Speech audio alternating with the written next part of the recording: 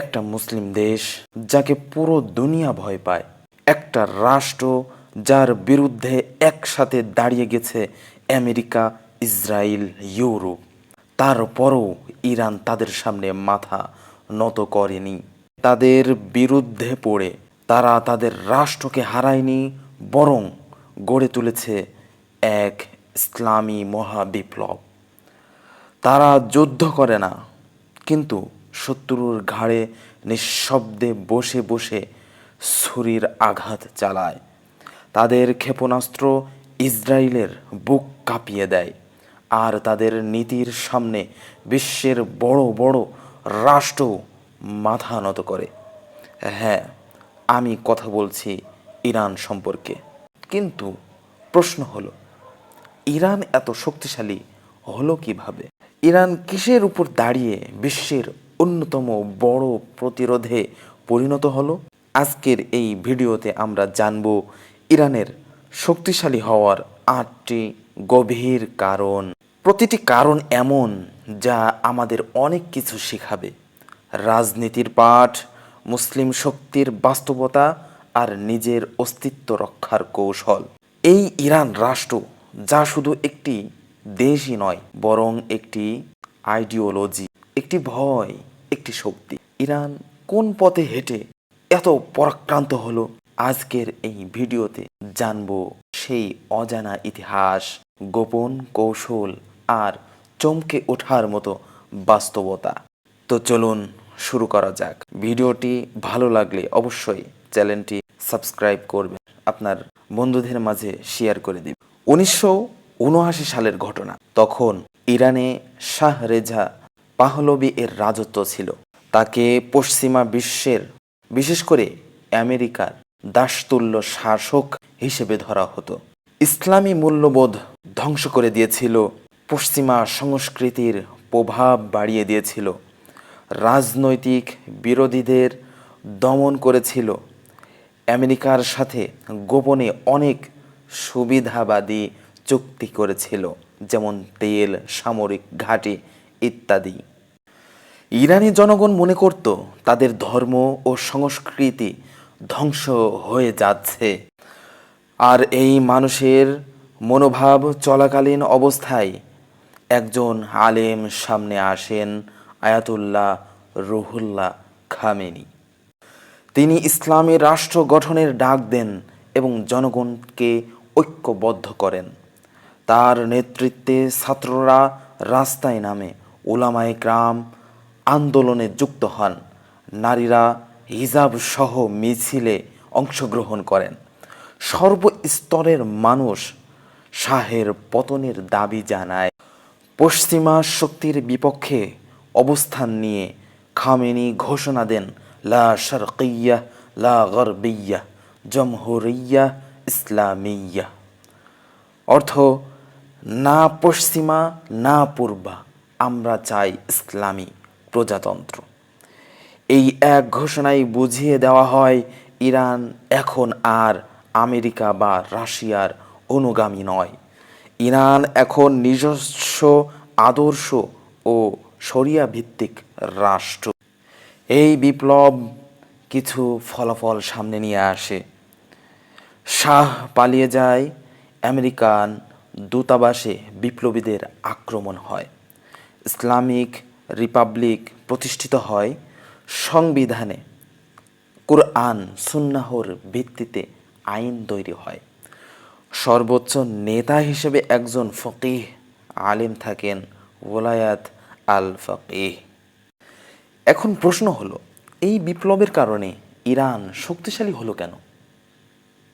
উত্তর, তাদের মধ্যে চেতনার জাগরণ হয়েছিল পশ্চিমা দাসত্ব থেকে মুক্তির। তারা রাষ্ট্র পরিচালনায় ধর্মকে যুক্ত করল, একতা ও অনুগত্য তাদের মধ্যে বৃদ্ধি পেল। শিয়া চিন্তাধারার ভিত শক্ত হয়েছিল, মুসলিম বিশ্বের একটি নতুন কণ্ঠ তৈরি হয়েছিল। মুসলিমদের মধ্যে ইসলামী রাষ্ট্র গঠনের আকাঙ্ক্ষা জেগেছিল, যেমন লেবানন, ইরাক, ইয়েমেন দেশগুলোতে।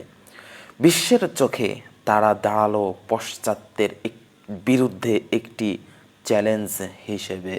সুতরাং ইসলামী বিপ্লব এই শুধু একটি রাষ্ট্র পরিবর্তন ছিল না, বরং এটি ছিল একটি মানসিক ও আদর্শিক যুদ্ধের জয়। এই বিপ্লব থেকেই ইরান শুরু করেছিল রেজিস্ট্যান্স ডক্ট্রিন, অর্থাৎ দমন মানে মাথা নত নয়, বরং দমন মানেই আরও শক্ত হওয়া।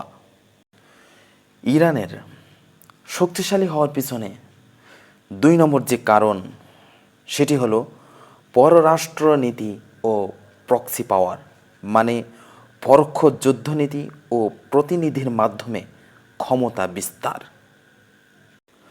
প্রক্সি পাওয়ার বলতে বোঝায় নিজে সরাসরি যুদ্ধ না করে অন্যকে দিয়ে যুদ্ধ করানো।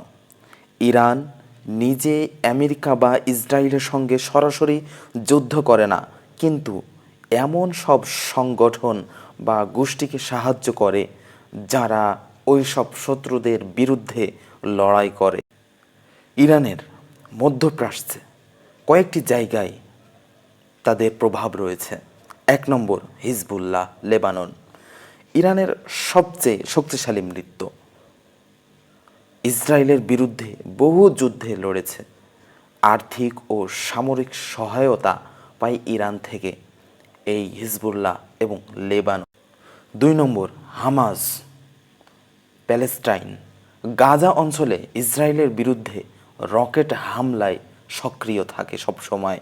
অনেক রকেট ও প্রযুক্তি পায় তারা ইরান থেকে। 3 নম্বরে রয়েছে সিরিয়া, বাশার আল আসাদ সরকার।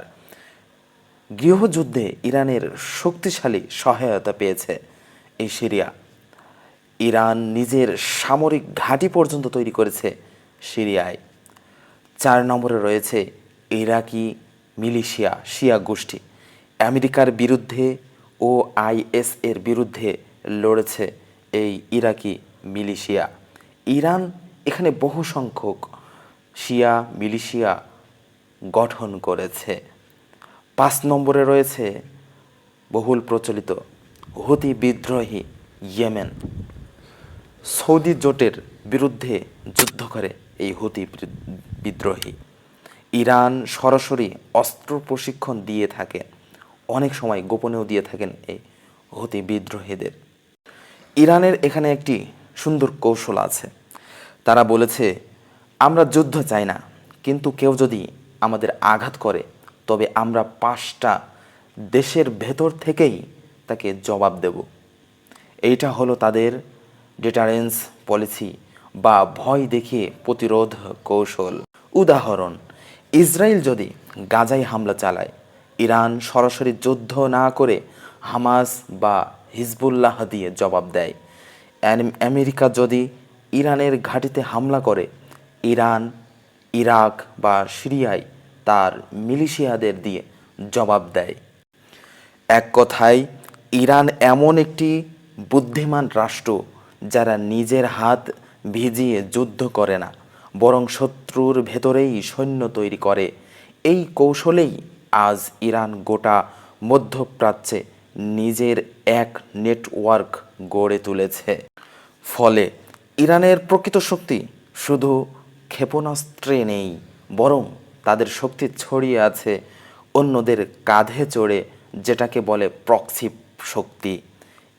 এটাই আজ তাদেরকে ভয়ঙ্কর ও নিয়ন্ত্রণে কঠিন করে তুলেছে।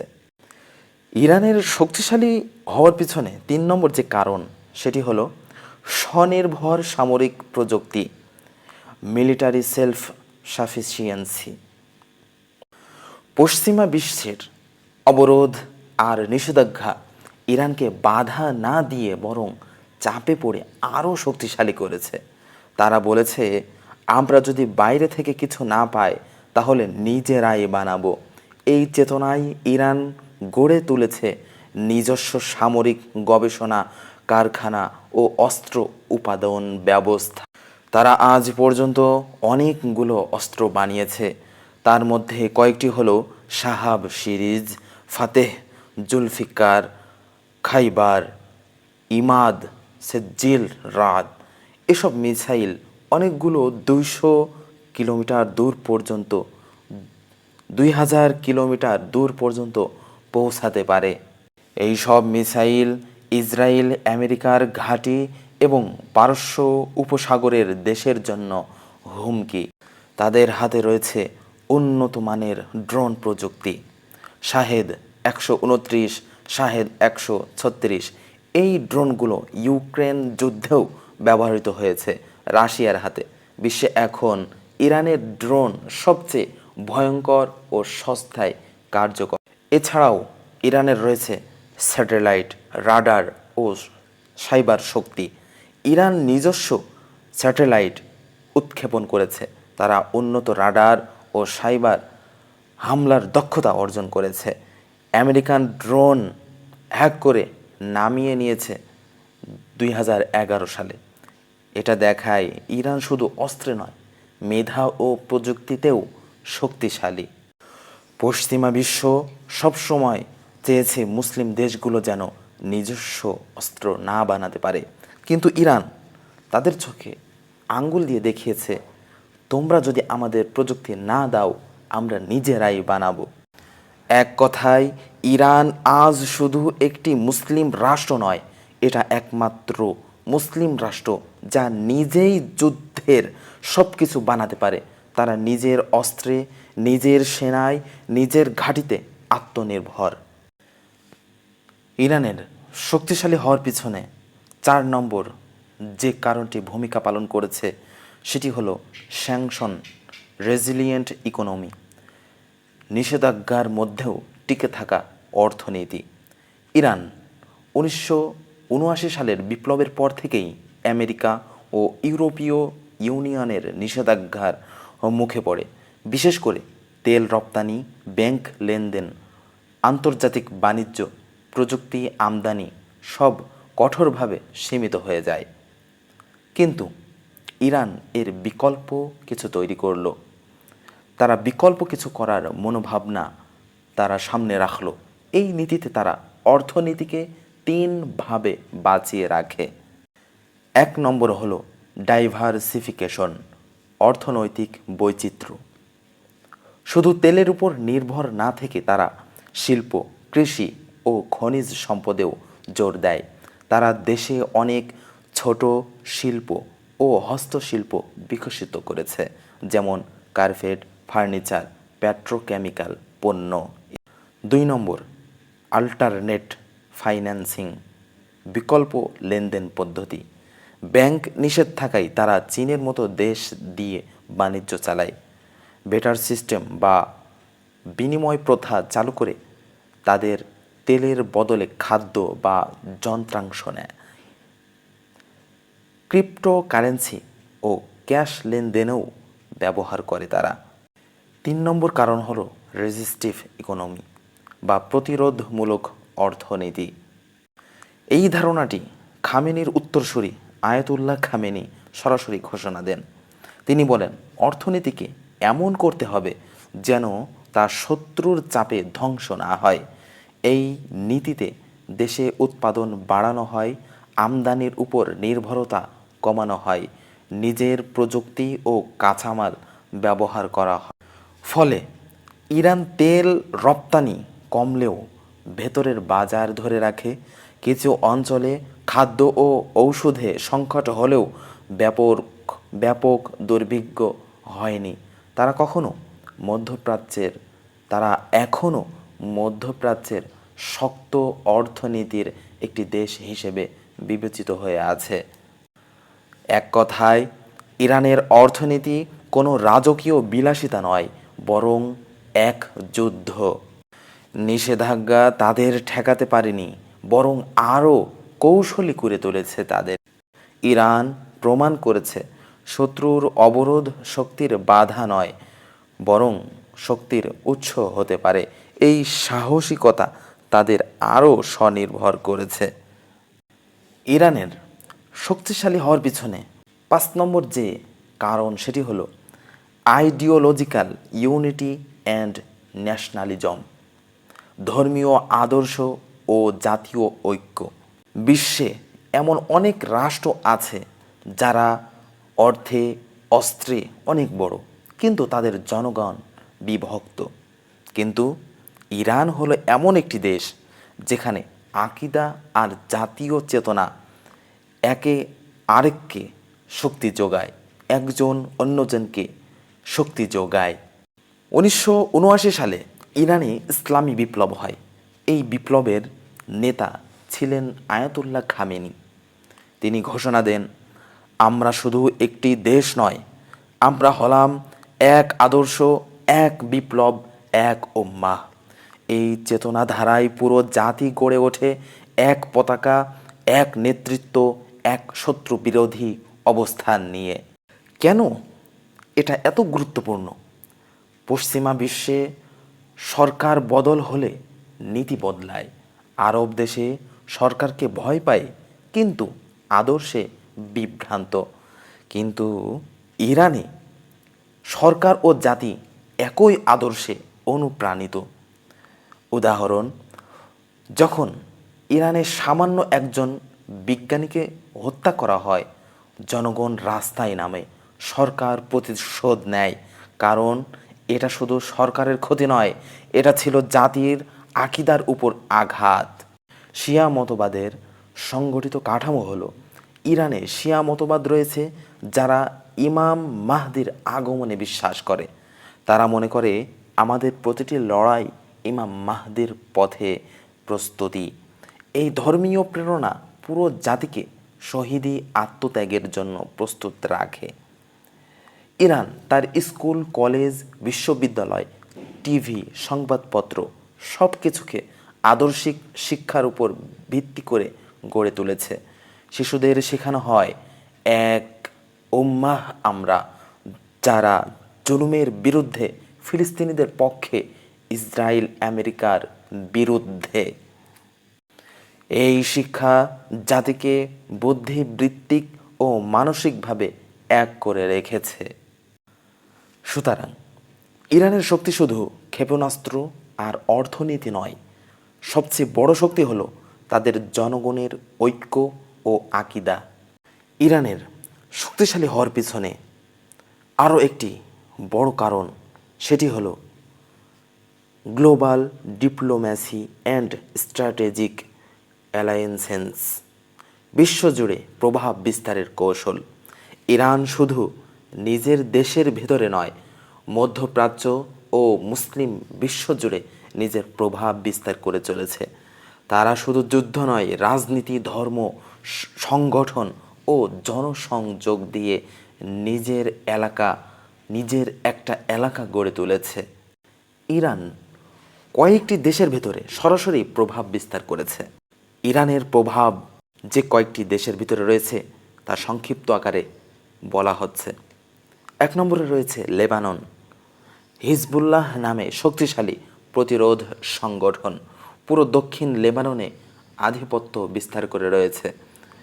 2 নম্বরে রয়েছে সিরিয়া, আসাদ সরকারের প্রধান সহায়তাকারী, সামরিক ঘাঁটি ও সামরিক সরবরাহ করে সিরিয়ায় ইরান। 3 নম্বরে রয়েছে ইরাক, অনেক শিয়া মিলিশিয়া ও রাজনৈতিক দল ইরানের দিকেই মুখাপেক্ষী হয়ে আছে। 4 নম্বরে রয়েছে ইয়েমেন, হুতি বিদ্রোহীদের সামরিক সহায়তা ও প্রশিক্ষণ দেয় ইরান। 5 নম্বরে রয়েছে ফিলিস্তিন, ইসলামিক জিহাদ সহ অনেক গোষ্ঠীকে সহায়তা দেয়। এভাবেই তারা তাদের শক্তি সামর্থ্যকে বৃদ্ধি করে চলেছে। ইরানের কৌশলের মূল 3টি দিক রয়েছে। 1 নম্বর, ইরান সরাসরি সেনা পাঠায় না, বরং স্থানীয় দলগুলোকে সমর্থন, অর্থ ও প্রশিক্ষণ দিয়ে থাকে। এতে তারা খরচ কম করে বেশি জায়গায় প্রভাব বিস্তার করতে পারে। আমেরিকা ও ইসরায়েলের বিরুদ্ধে প্রতিরোধ গড়ে তুলতে ইরান চীন ও রাশিয়ার সঙ্গে কৌশলগত সম্পর্ক গড়েছে। তারা চীনের ওয়ান বেল্ট ওয়ান রোড প্রজেক্টে জড়িত। রাশিয়ার সঙ্গে সামরিক ও পারমাণবিক সহযোগিতা রয়েছে। আমেরিকার প্রভাব থেকে দূরে থেকে নতুন শক্তির পৃষ্ঠপোষকতা পেয়েছে তারা। রাষ্ট্রীয় মিডিয়া ও সফট পাওয়ার রয়েছে তাদের হাতে। প্রেস টিভি, ইরানের ইংরেজি নিউজ চ্যানেল দিয়ে তারা পশ্চিমা দেশে নিজস্ব বয়ান ছড়ায়। ইসলামী বিপ্লবের বার্তা, ফিলিস্তিন সমর্থন, আমেরিকা বিরোধিতা তুলে ধরে বিশ্ব সচেতনতা সৃষ্টি করে। এক কথায় ইরান এখন শুধু একটি দেশ নয়, বরং একটি ধারার নেতৃত্বকারী। তার নেতৃত্ব শুধু তার ভূখণ্ডেই সীমাবদ্ধ নয়, বরং গোটা মুসলিম বিশ্বে ছড়িয়ে পড়েছে। ইরানের বুদ্ধিমত্তা শুধু নিজের দেশের সীমানা রক্ষা নয়, বরং বিশ্বের বিভিন্ন দেশে নিজস্ব চিন্তা ও অস্তিত্ব প্রতিষ্ঠা করা। এই আন্তর্জাতিক নেটওয়ার্কই তাকে আমেরিকা ও ইসরায়েলের চোখে সবচেয়ে বড় শত্রুতে পরিণত করেছে। আমরা কারা, কেন লড়ছি, আর আমাদের লক্ষ্য কী, এই আদর্শিক ভিত্তি তাদেরকে এক সংবদ্ধ লৌহদৃঢ় রাষ্ট্রে পরিণত করেছে। ইরানের শক্তিশালী হওয়ার পেছনে 7 নম্বর যে বড় কারণ, সেটি হলো nuclear programme and global concern, পারমাণবিক কর্মসূচি ও বিশ্ব আতঙ্কের জন্ম। ইরান এমন একমাত্র মুসলিম রাষ্ট্র যাদের পারমাণবিক শক্তি অর্জনের সক্ষমতা নিয়ে পুরো বিশ্ব চিন্তিত। তাদের এই কর্মসূচি শুধু ইসরায়েল বা আমেরিকার জন্য নয়, সারা বিশ্বের শক্তির ভারসাম্যকেই নড়িয়ে দিয়েছে। 1950 এর দশকে আমেরিকা নিজেই অ্যাটমস ফর পিস প্রোগ্রামের আওতায় ইরানকে নিউক্লিয়ার গবেষণার সুযোগ দেয়। কিন্তু 1979 সালের ইসলামী বিপ্লবের পর ইরান নিজস্ব স্বাধীন পারমাণবিক কর্মসূচি শুরু করে। ইরানের কর্মসূচির প্রধান 3টি দিক রয়েছে। 1 নম্বর দিক হলো নিউরোনিয়াম এনরিচমেন্ট, নিউরোনিয়াম সমৃদ্ধকরণ। ইরান এমন মাত্রায় নিউরোনিয়াম সমৃদ্ধ করেছে যেটা শান্তিপূর্ণ শক্তি উৎপাদন ছড়িয়ে অস্ত্র তৈরির জন্যও ব্যবহারযোগ্য। 2 নম্বর যে দিক, সেটি হলো গোপন ফ্যাক্টরি ও গবেষণা কেন্দ্র। নাতাজ ও ফোর্দু নামক স্থানে গোপন ফ্যাসিলিটিতে কাজ করে তারা। আন্তর্জাতিক নিষেধাজ্ঞা উপেক্ষা করে আন্তর্জাতিক পরমাণু শক্তি সংস্থা IAEA এর উপর অনেক সময় কাজ গোপন রাখে। 3 নম্বর দিক হলো আন্তর্জাতিক আতঙ্ক। আমেরিকা, ইসরায়েল, ইউরোপ ভয় পায় যদি ইরান পারমাণবিক বোমা বানিয়ে ফেলে তবে পুরো মধ্যপ্রাচ্যে ভারসাম্য বদলে যাবে। ইসরায়েলের বারবার হুমকি, ইরান যদি পারমাণবিক বোমা তৈরি করে আমরা আগেই আঘাত করব। ইসরায়েলের এই কথাই ইরান বলেছে, আমরা শুধু শান্তিপূর্ণ উদ্দেশ্যে পারমাণবিক চুক্তি চাই, তেল শক্তির বিকল্প হিসেবে দেশের উন্নয়নের জন্য। কিন্তু বিশ্ব এতে পুরোপুরি বিশ্বাস করে না। 2015 সালে ইরান ও 6টি শক্তিধর রাষ্ট্র মিলে একটি চুক্তি করে, joint comprehensive plan of action. এতে ইরান অঙ্গীকার করে ইউরেনিয়াম সমৃদ্ধকরণ সীমিত রাখবে, IAEA পর্যবেক্ষণ করবে আর পশ্চিমা দেশগুলো নিষেধাজ্ঞা তুলে নেবে। কিন্তু 2018 সালে ডোনাল্ড ট্রাম্প এই চুক্তি বাতিল করেন। আবার উত্তেজনা বেড়ে যায়, আর এটাই ইরানের জন্য শক্তির কারণ হয়ে দাঁড়ায়। পশ্চিমা দেশগুলো ইরানকে গুরুত্ব দিতে বাধ্য হয়, কেউ তাদের সরাসরি আক্রমণ করতে ভয় পায়। বিশ্বের চোখ ইরানের দিকে থাকে। এটা ইরানকে একটি সম্মানজনক অবস্থানে নিয়ে যায়। ইরানের পারমাণবিক কর্মসূচি তার অস্ত্র নয়, বরং তার অস্তিত্বের প্রতীক। যখন একটা মুসলিম রাষ্ট্র বলে তোমরা যা পারো আমরাও তা পারি, তখনই দুনিয়া কেঁপে যায়। এটাই ইরানের সবচেয়ে আলোচিত ও সবচেয়ে আতঙ্কিত শক্তি। বন্ধুগণ, ইরানের শক্তিশালী হওয়ার পিছনে আমাদের শেষ টপিক 8 নম্বর টপিক হলো নিজস্ব সামরিক প্রযুক্তি ও ড্রোন শক্তি, military technology and drone power. Iran আজ এমন এক দেশ যারা নিজেরাই মিসাইল, ড্রোন ও সামরিক শক্তি তৈরি করে। তারা পশ্চিমা নিষেধাজ্ঞার মধ্যেও সৃষ্টিশীল সামরিক উদ্ভাবনে স্বনির্ভর হয়েছে। ইরান কোন কোন ধরনের প্রযুক্তি তৈরি করেছে চলুন জেনে আসি। 1 নম্বরে ব্যালিস্টিক মিসাইল। ইরান প্রায় 2000 কিলোমিটার দূরে আঘাত হানতে পারে এমন শাহাব 3, সেজিল, ফাতেহ 110 টাইপের মিসাইল তৈরি করেছে। ইসরায়েল, সৌদি আরব এমনকি আমেরিকার ঘাঁটিও এই রেঞ্জে পড়ে। 2 নম্বর প্রযুক্তি হলো আধুনিক ড্রোন। ইরানের ড্রোনগুলোর মধ্যে অন্যতম হলো শাহে D129। এটি নজরদারি ও ক্ষেপণাস্ত্র বহনে সক্ষম। অন্যটি হলো শাহে D136। এটি বিস্ফোরণকারী একটি ড্রোন। আরেকটি হলো মোহাজ ER6। অস্ত্র বহনে এটি খুবই সক্ষম, দীর্ঘক্ষণ আকাশে থাকতে পারে এটি। এই ড্রোনগুলো এত কার্যকর যে রাশিয়াও ইউক্রেন যুদ্ধে ইরানি ড্রোন ব্যবহার করেছে। 3 নম্বর প্রযুক্তি হলো নিজস্ব উৎপাদন ও ডিজাইন। ইরান বলে, আমরা নিজেরাই তৈরি করি, কপি করি না। তারা পশ্চিমা ও ইসরায়েল ড্রোনের কপি বিশ্লেষণ করে নিজস্ব সংস্করণ তৈরি করেছে। তারা ক্ষেপণাস্ত্র, ড্রোন, স্যাটেলাইট লঞ্চার ও সাবমেরিন প্রযুক্তিও তৈরি করেছে।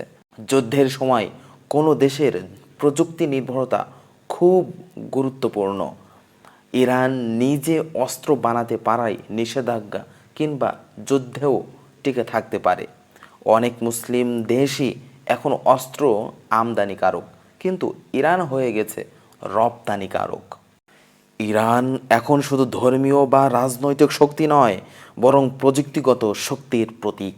যে জাতি নিজের অস্ত্র নিজে বানাতে পারে সেই জাতিকে ভয় না পেয়ে উপায় নেই। ইরান আজ এক আদর্শ হয়ে দাঁড়িয়েছে। কোনো দেশ যদি আদর্শ, কৌশল ও সাহস ঠিক রাখে তাহলে বাইরের দমন নীতির মধ্যেও সে শক্তির প্রতীক হতে পারে। কিন্তু প্রশ্ন হলো, এই শক্তি কতদিন টিকে থাকবে? আর মুসলিম বিশ্ব কি তাদের থেকে কিছু শিখবে? বন্ধুগণ, ইসলামী ইতিহাস, মধ্যপ্রাচ্যের রাজনীতি ও সত্য কথা জানতে হলে আমাদের চ্যানেল যুগের প্রতিধ্বনিতে সাবস্ক্রাইব করুন। ভিডিওটি